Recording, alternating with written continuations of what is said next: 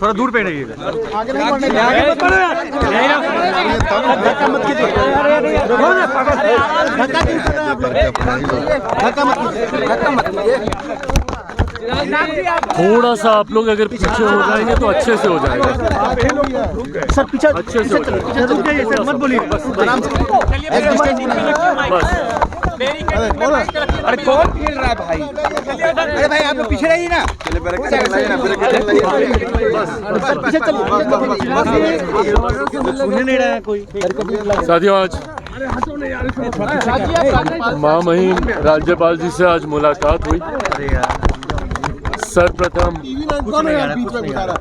बिहार में जिस तरीके से इस चुनावी वर्ष में जो बिहार और बिहारियों के लिए एक महत्वपूर्ण साल है, इस साल में देश के मुझे लगता है सबसे अनुभवी नेताओं में से एक महामहिम राज्यपाल जी को बिहार प्रदेश के राज्यपाल की जिम्मेदारी दी गई।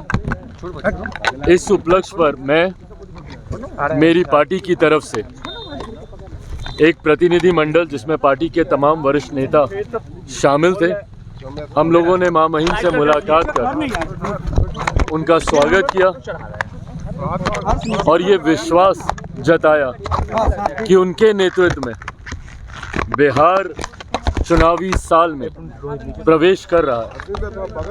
ऐसे में उनका मार्गदर्शन हम सब के लिए अति महत्वपूर्ण है। साथ ही में नववर्ष की शुरुआत भी थी। ये नववर्ष की भी शुभकामनाएं महामहिम को पार्टी के तमाम नेताओं के द्वारा दी गई और इसी के साथ कई ऐसे बिहार से जुड़े हुए विषय हैं जिसकी जानकारी महामहिम के संज्ञान में हम लोगों ने देने का हम लोगों ने काम किया। कुल मिलाकर ये पहली औपचारिक मुलाकात लोक जनशक्ति पार्टी रामविलास के नेताओं की महामहिम के साथ थी। बहुत खूबसूरत ये मुलाकात रही। महामहिम के संबंध व्यक्तिगत तौर पर भी मेरे परिवार के साथ लंबे समय से रहे हैं। मेरे नेता, मेरे पिता आदरणीय रामविलास पासवान जी ने, दोनों ने साथ मिलकर भाइयों की तरह कार्य करने का काम किया। एक ही कैबिनेट का दोनों हिस्सा रहे। कई उतार चढ़ाव राजनीति के दोनों ने साथ मिलकर देखे। मैं बच्चा था तब से इनके साथ मेरा परिचय रहा है। उस नाते भी आज उनसे मिलना एक सुखद अनुभव रहा। सर, ये चिराग जी राजद के विधायक हैं आलोक मेहता, उनके 16 ठिकानों पर ईडी की रेड चल रही है। भाई देखिए, मैंने हमेशा इस बात को कहा है, जितनी भी जांच एजेंसीज हो, ईडी हो, सीबीआई हो, आईटी हो, जितनी भी ये एजेंसीज हैं, अगर आपने कुछ गलत नहीं किया तो आपको डरने की ज़रूरत नहीं। ये जितनी भी रेड होती हैं ये किसी ना किसी जानकारी के आधार पर ही होती हैं।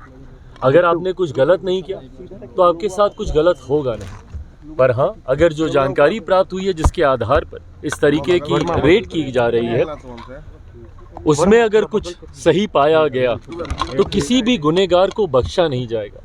ये केंद्र सरकार इस बात को लेकर, मेरे प्रधानमंत्री, और अगर आज हम लोग बिहार की बात कर रहे हैं तो मुख्यमंत्री की भी नीति इस बात को लेकर पूरी तरीके से स्पष्ट है। ज़ीरो टॉलरेंस करप्शन को लेकर मेरे प्रधानमंत्री आगे बढ़ने का कार्य कर रहे हैं। ऐसे में अगर किसी ने भी भ्रष्टाचार या कोई भी गलत कार्य किया है तो उसको बख्शा नहीं जाएगा। इस सोच के साथ सरकार कार्य कर रही है। इंडिया अलायंस को लेकर तेजस्वी यादव ने स्पष्ट कर दिया कि बस लोकसभा चुनाव तक ही इंडिया अलायंस से। इंडिया अलायंस, तथाकथित इंडिया अलायंस, आज स्वतः इन्हीं के घटक दलों ने इंडिया अलायंस को स्वाहा कर दिया। जो विपक्षी दलों का गठबंधन, जिसका महिमा मंडल ये लोग करते नहीं थकते थे और उसको एनडीए के सामने विपक्षी एकता का चेहरा बनाने का ये लोग काम करते थे, इंडिया अलायंस को, आज उन्हीं के कई घटक दलों ने उसकी समाप्ति की घोषणा कर दी। ऐसे में एक बात तो तय हो गई है कि विपक्ष पूरी तरीके से बढ़ चुका है। और इस बात को मैंने कई बार बोला है कि जब महत्वाकांक्षी दलों का गठबंधन होता है तो वो कभी एक साथ नहीं रह सकता। ऐसे भानुमति के कुनबे को कई बार बनते और बिगड़ते हम लोग देख चुके हैं।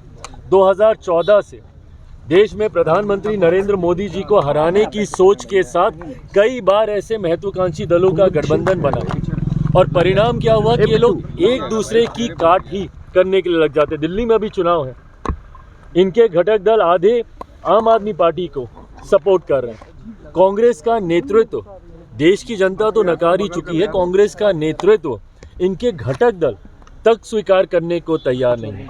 तो ऐसे में एक बात तय है कि एनडीए के सामने कम से कम अब विपक्ष कहीं नहीं ठहरता। मुझे तो बिहार में भी नहीं पता, जब केंद्र में अगर विपक्ष की यह हालत है तो क्या राजद, वाम दल, कांग्रेस, ये तमाम दल एक साथ मिलकर चुनाव लड़ेंगे? क्योंकि कांग्रेस की भी महत्वाकांक्षाएं, अभी तो 100 का आंकड़ा इन्होंने पार नहीं किया, पर महत्वाकांक्षाएं तो बड़ी हुई।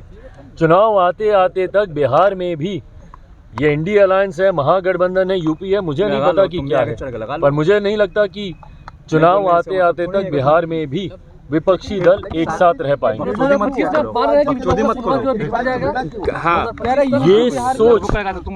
ये सोच एक सत्ताधारी, एक राज्य की सत्ताधारी दल के प्रमुख की ये सोच, और वो भी एक ऐसे राज्य की सत्ताधारी पार्टी जो कि देश की राजधानी है।